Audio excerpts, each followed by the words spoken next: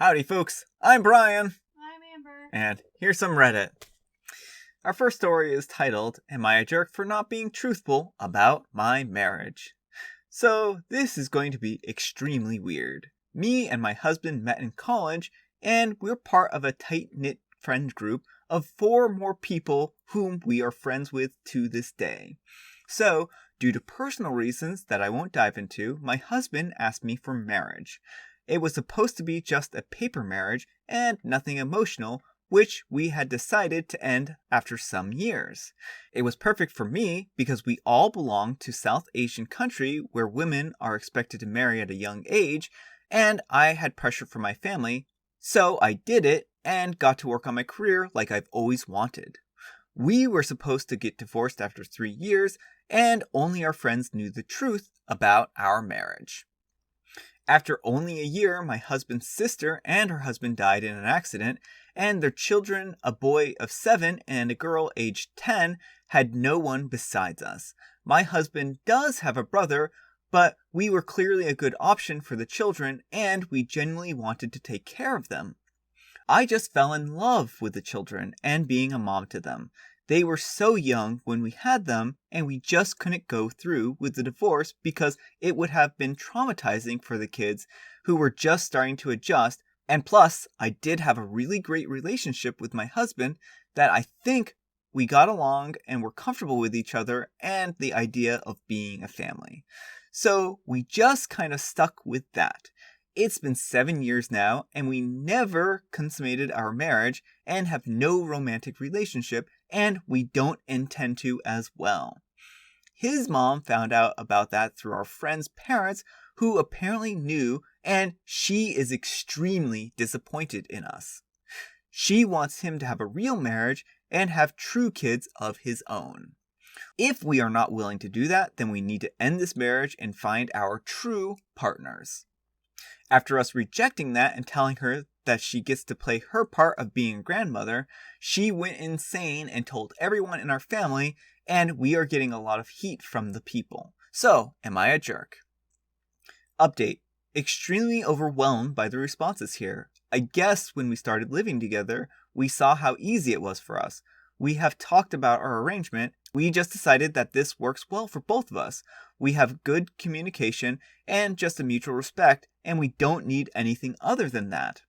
Reason for making this post was that his mother told the relatives really recently, and I don't know how to respond. I have decided just to agree that yes, my marriage started that way, but we are truly a couple now, and not share any more details with anyone else.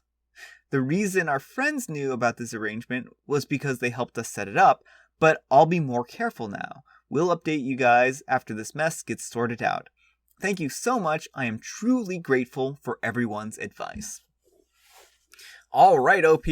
I mean, if I have to give you a judgment one way or another, I'm of course going to say that you're not a jerk in this situation. Your relationship is not up for public debate. I mean, you've been together for 7 years, and that's got to be worth something, right? It doesn't matter if it's a marriage of convenience. It doesn't matter if it's non-romantic. You two know each other and trust each other, and you trust each other enough to have this as a legally binding agreement. And that says a lot right there. And I think that sometimes people put too much emphasis on the child rearing part of a relationship and everything that goes along with that. And that's just it. Is like, if you have a friend who you trust and they are, you're just not interested in them in that way, there's nothing wrong with having a marriage like that. I mean, the thing is that this is what your relationship's about. You two have a really great dynamic. You two trust each other. You have great communication. And really, that's what a partnership is all about anyways. So what if you two aren't, getting busy between the sheets, so to speak? That doesn't really matter here. I mean, clearly you have some form of family and some form of relationship. Plain and simple. So no, you're not a jerk, and your mother-in-law needs to keep her nose out of your business. Plain and simple. Anyhow, take care and good luck. Sounds to me like you have a real marriage. Marriages and relationships are all different. Doesn't matter how it started. As long as you both are loved and fulfilled by what you have going on for your family, everyone else can just go away. Families are built differently sometimes. As long as everyone in the family is happy and loved, everyone else needs to learn how to mind their own business. Not the jerk. Not the jerk, it's none of their business. You have a beautiful family, and by your account, you and your husband have respect, admiration, and true affection for one another. Honestly, what you two have is a lot more than other married couples who have consummated their marriage. A tremendous amount more. Alright, our next letter is titled, Am I a Jerk for Correcting My Husband? I'm a 27-year-old female and my husband is a 29-year-old male. At least once a day, I'm correcting his grammar or pronunciations. And not in a, you used the wrong there, or there way. He writes his name like Alex, where the E is capitalized, because he, quote, doesn't want to figure out which letters need to be capitalized. So he just randomly capitalizes and hopes it's right. His own name. Here are just some of the words that he has said incorrectly. Silverware, as in silverware. Regurgitate, binoculars, Tupperware, Pepto-Bismol, modern. These are not due to an accent or anything other than just saying them wrong. He says, why do you care so much? Nobody has ever corrected me before, so obviously nobody else cares except you. The words get on my nerves, but it's the lack of intelligence sometimes that gets me, and how it affects our kids. We were going for a walk and our oldest daughter, 3, says, we have to wait for the green man, meaning the white man that pops up after the red hand says stop. My husband thought the white man was always a faded green his whole life, and now I have to teach not only my kids that is incorrect, but I have to try and correct my husband as well. He tried to argue that it was super faded green. He's not colorblind. I bought us 4 tickets to the aquarium and said, okay, I bought tickets for 4 p.m. And he immediately said, cool, what time? I looked at him and laughed and said, were you not listening? He said, no, I heard you said you bought tickets for 4, meaning 4 people, even though we are a family of 5. I laughed again and said, oh, so you're not going? Jokingly. This morning, our son had a bruise on his forehead, and I asked him what happened. My husband said, we were doing the lock and key song. The song is, take the keys and lock her up. I was putting bread in the oven for toast. We don't own a toaster. And asked if he wanted any, and he said, no, don't put any in there for me yet. I was confused and asked if he was going to want some later, and he said no. I said, then why did you say not to put in any yet? And he said, you know what I meant. It's like this every day, and I'm getting so tired of trying to figure out what he means. He will just throw a random word into sentences, or leave out words, and it drives me up a wall. And he says he wants to be in politics, and I'm like, people are going to eat you alive if you mispronounce or say a sentence that does not make sense. I'm going to stop you right there with that one. Are you sure about that? There seems to be a lot of politicians who say things that don't make any sense at all. And they seem to have very successful careers in politics. Just food for thought. I don't want to feel like my husband is stupid, but the fact that he doesn't know how to write his own name is baffling to me. I've been trying to correct him for 7 years, and he still doesn't get that his name should be written Alex instead of Alex with a capital E. I'm embarrassed to bring him around my friends sometimes, and I'm worried for our kids since it's apparently not a big deal to sound unintelligent. All right, OP. You know, I don't know the intellect of your husband or not, and I don't know if this is a learning disability on his part or not, but I can speak from personal experiences that I do a lot of the same kind of things that your husband does, and I might not be the brightest bulb on the Christmas tree, but I mean, the thing is that I'm not also a completely dumb person either. I'm hoping. The thing is that I am probably myself dyslexic, and that's something that I've had to deal with and cope with my entire life, even before I even knew anything about what dyslexia is. Sometimes I'll throw random words into sentences. It's not that I'm, meaning to, it's just that something misfires in my brain. Or sometimes I'll leave out, words from sentences. And again, it's not that I mean to.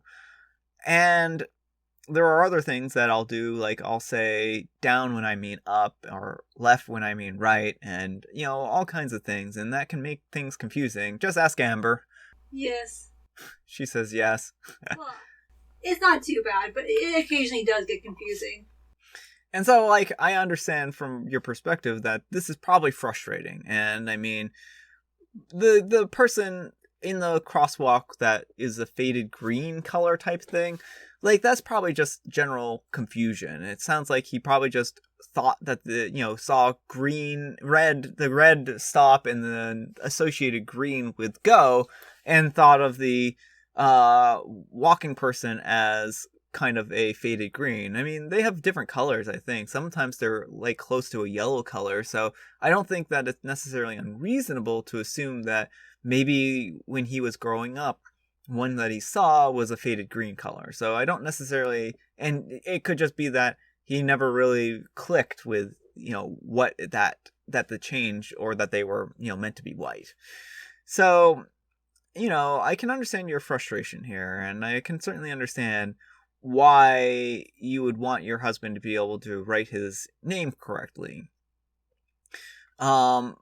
But it can also potentially just be an undiagnosed learning disability. He may need some more assistance, and that's just from his day-to-day life. And that isn't something to be ashamed of, but it might be something good for him to be aware of, that he might actually have a learning disability, and that it might be difficult for him to sometimes communicate these things because what he says isn't necessarily what he means to say. I certainly feel for you in this situation, and I even feel bad for you in this situation, but I don't think that you should spend 7 years of your life trying to change somebody either, and think that that's going to actually work out. I just think that your husband might actually have a learning disability, and, he probably is not an unintelligent individual. He may just very well not necessarily know how to say certain words correctly. And I mean, I actually had the benefit of my grandmother, who would sit down and try helping me with my speech when I was, a very young and small child, because I would mispronounce certain words, and that's just it. And I think that you just need to exercise a little more patience, a little more kindness with your husband. I don't think he's doing this maliciously, and I don't think that your frustration comes from a bad place. I think it just comes from you're very frustrated with the situation. So yeah, anyhow, take care and good luck. You're the Jerk. This doesn't read like you've got some mentally lazy husband. It reads like you have a husband who may be dyslexic and a bit colorblind, and everyone else the poor man has ever had to deal with are too much of mean-spirited perfectionists to recognize a fairly obvious sign. This so much. OP, your husband probably isn't stupid. He's probably lived his entire life with an undiagnosed or untreated learning disorder. Try some compassion the next time your husband misuses a word. Ask your in-laws if your husband exhibited signs of a learning disorder during his education. Encourage your husband to pursue a professional assessment and diagnosis, or treatment if possible. Also, work on changing your own perspectives from a critical, condescending to a loving and empathetic one. You did marry him after all. And OP replies, "Thank you for your input. It never once crossed my mind that he could have a processing disorder or anything like that. I think the fact that he wasn't concerned and didn't care to change just made me automatically think he was mentally lazy.